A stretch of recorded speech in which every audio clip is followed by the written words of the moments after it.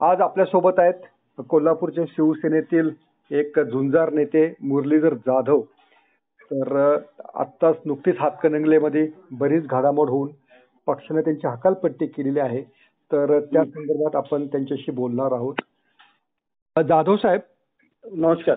नमस्ते. नमस्ते. लेट्सअप मध्ये तुमचं मनपूर्वक स्वागत. पहिला मुद्दा असा आहे की आता ही जी पक्षाने कारवाई केलेली आहे या कारवाईबद्दल तुमच्या भावना तीव्र झालेल्या होत्या, तुम्हाला रडू कोसळलं होतं. तर कशामुळे तुम्हाला असं वाटलं की पक्षाने आपल्यावर मोठा अन्याय केला आहे म्हणून? काय झाले, 22 फेब्रुवारी 2005 ला माझी कोल्हापूर जिल्हा प्रमुख म्हणून नेमणूक झाली. बर. त्या अगोदर 3 वर्ष मी हातकणंगले तालुका प्रमुख म्हणून काम केलंय आणि त्याच्या अगोदर 5 वर्ष मी उपरी शहर प्रमुख म्हणून काम केलंय. सातत्यानं आंदोलन मोर्चे करून या भागामध्ये शिवसेनेचं पश्चिम महाराष्ट्रामध्ये काही अस्तित्व नव्हतं.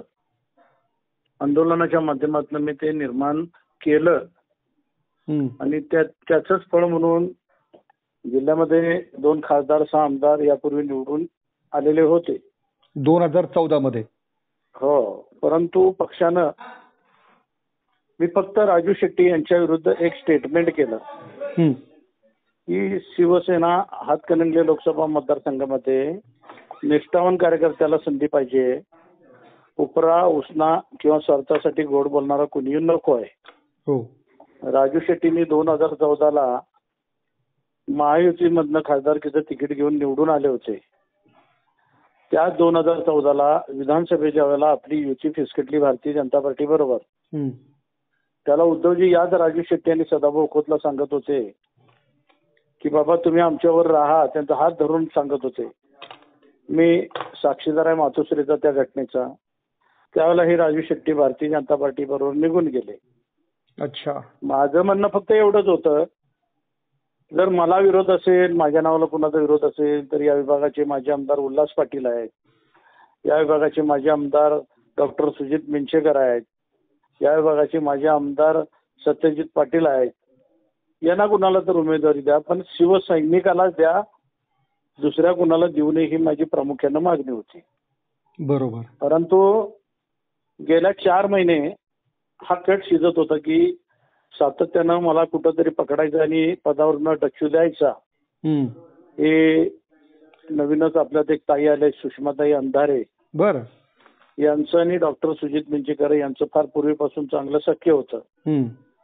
मग त्या दोघांनी तो डॉक्टर सुजित मिंचेकर मध्यंतरीच्या काळामध्ये शिंदे गटाची चाचपणी करत होते. शिंदे गटाची चाचपणी करत असताना अंधारेताईंनी त्यांना मातोश्रीवर बोलवून घेतलं आणि उद्धवजींच्या समोर बसवलं आणि त्यांना सांगितलं की तुम्ही काय तिकडे जाऊ नका शिंदे गटाकडे.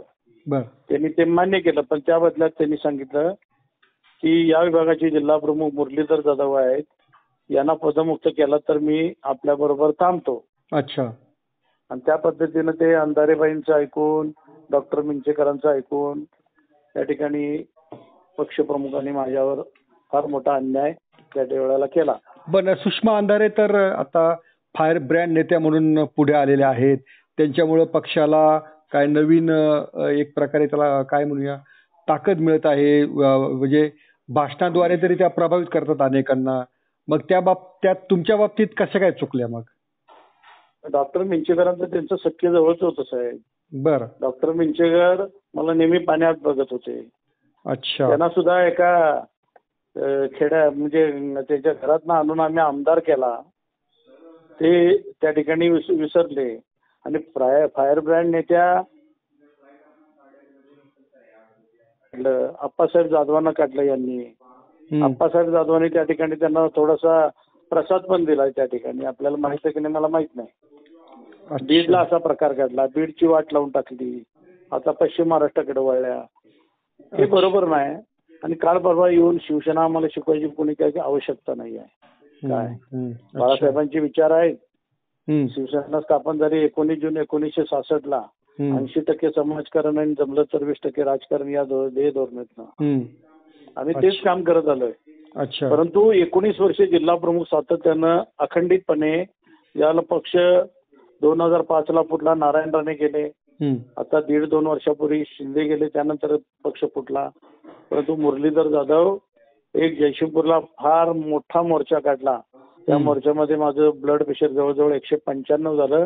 मला अतिदक्षता विभागामध्ये त्या ठिकाणी हलवण्यात आलं. त्यानंतर महाराष्ट्रात कुणी खासदारांच्या घरच्या घरावर एवढा मोठा मोर्चा काढला नाही, एवढा धैर्यशील मानेंच्या घरावर मोर्चा काढला. अच्छा. या माझ्या ह्या निष्ठेचं फळ मला मिळालं असं मला वाटतंय. बर, पण तुमचा राजू शेट्टींवरती ठीक आहे, म्हणजे राजकीय तडजोड अनेकदा करावी लागते असं पक्षप्रमुखांनी जर वाटलं असेल तर त्याला तुमचा एवढा तीव्र विरोध असण्याचं काय कारण होतं? जर राजू सैनिकांनी काय नुसत्या खळ पोस्टरच लावायचं, काय करायचं नाही, त्यांची इच्छा व्यक्त करायची नाही, त्यांनी कधी आमदार खासदार व्हायचं नाही शिवसैनिकांनी. आणि हे लोक येतात, निवडून जातात. 2009ला रघुनाथ पाटील आले शेतकरी संघटनेचे, निघून गेले. 2014ला राजू शेट्टी आले, निघून गेले. 2019ला धैर्यशील माने आले, निघून गेले. आम्ही काय करायचं शिवसैनिकांनी? खळ पोस्टरच लावायची काय साहेब? आमच्या काय भावना आहेत का नाही? का आम्ही कधी इच्छा प्रकट करायचीच नाही का? का आम्ही नुसतं शिवसैनिक म्हणून ग्रामीण भागात राहायचं? काय करायचं आम्ही? पण हे जाहीरपणे बोलण्यापूर्वी हे तुम्ही उद्धव ठाकरेंच्या कानी घातलं होतं का की राजू शेट्टींना विरोध होऊ शकतो? जिल्हा कार्यकारिणीची हातकणंगले लोकसभा मतदारसंघाची ज्यावेळेला बैठक झाली त्यावेळी तालुका प्रमुखांनी त्यांना कल्पना दिली होती की आपले जिल्हा प्रमुख मुरलीधर जाधव हे लढण्यास सक्षम आहेत. आपल्याला राजू शेट्टी नको, रघुनाथ पाटील नको, धैर्यशील माने नको, हे कोणी नको. आणि तसा पत्र व्यवहार सुद्धा केला आणि तोंडी सांगण्यात सुद्धा आलं होतं. तोंडी सांगण्यात पण आलेलं होतं, तरी तुमच्यावरती कारवाई झाली. म्हणजे तुमच्यावर कारवाईची वाटच पाहत होते का तुम्ही काहीतरी चूक करता आहात? आणि निमित्त बघत होते, ते निमित्त सापडलं आणि माझ्यावर कारवाई झाली. अच्छा. पण हा जो आरोप तुम्ही आता गेले अनेक वर्ष शिवसेनेत आहात, जिल्हा प्रमुख म्हणून काम करतात, असाच आरोप करत एकनाथ शिंदे किंवा बाकीची मंडळी बाहेर पडली शिवसेनेतनं की मातोश्रीला खरे कोण खोटे कोण कळालेच नाहीत, म्हणजे राष्ट्रवादीला जवळ केलं असा एक त्यांचा आरोप होता. तर तुम्हालाही तसंच वाटतं की आपण इतके वर्ष शिवसेनेसाठी कष्ट केले त्याची चूक झाली? मी एका विभागाचा जिल्हा प्रमुख आहे. मी ते एकनाथ शिंदेनी काय केलं एवढा मोठा मी नाही साहेब बोलणार, एवढी प्रतिक्रिया एवढा मोठा नाही मी. मला काहीतरी मर्यादा आहेत. माझ्यावर अन्याय झालेला मी बोलू शकतो, त्यांच्यावर त्यांचं काय झालं ते नाही बोलतील. अच्छा. मग जाधवजी तुमची पुढची रणनीती काय असेल की आता पुढे? Wait and watch. बरं. शिवसेना उद्धव बाळासाहेब ठाकरे सध्या तरी. बरं. पदावरून जरी काढलं तरी गट तुम्ही सोडलेला नाहीये अजून तरी? सोडलेलं नाही. पण आता अनेकदा आम्ही असं पाहिलेलं आहे की जो कोणी शिवसेनेतनं फुटतो किंवा त्याला पदावरनं बाहेर काढलं जातं तर त्याला एकनाथ शिंदे जवळ करतात. तर तुम्हाला काही एकनाथ शिंदेचा काही फोन आला होता किंवा त्याच्या गटाचा कोणी? कुणाचाही कसलाही फोन नाही. मी एक निष्ठावंत शिवसैनिक आहे. अन्याय झालेला आहे. बाळासाहेब ठाकरेंनी सांगितलंय अन्याय सहन करायचा नाही. आता बघू, थोडे दिवस वाट बघू काय काय. साहेब माझे आहेत, चांगले बोलवतील, काहीतरी मार्ग काढतील असं वाटतंय. तुमच्या भावनांची दखल घेतली जाईल असं तुम्हाला अजूनही वाटतं? वाटतंय. का वाटू नये? हाडाची काढा रक्ताचं पाणी केले साहेब. अच्छा. महाराष्ट्रात एक जिल्हा प्रमुख दाखवा की अशा पद्धतीने काम करणारा. त्यामुळे तुम्हाला अजूनही तुमच्या पक्षाबद्दल पक्ष नेत्यांबद्दल विश्वास आहे? हो. अच्छा. पण जर समजा तुमच्यावरचा अन्याय हा कायम राहिला तर तुमचं पुढचं राजकारण कसं असेल? माझी मानसिक स्थिती बरोबर नाही. मी असं झालंय कसं हे मला अजून पटेना झालंय. त्यातलं मी बाहेर पडलेलो नाही. माझं जरा थोडंसं ब्लड प्रेशर कमी जास्त व्हायला लागले आणि शुगर माझी वाढलेली आहे. मानसिक स्थिती बरोबर नसल्यामुळे मी आज त्या विषयावर काही आपल्याशी बोलू शकणार नाही. चल, धन्यवाद साहेब, तुम्ही लेट्सअपशी संवाद साधल्याबद्दल. धन्यवाद. ओके. जय महाराष्ट्र. जय महाराष्ट्र.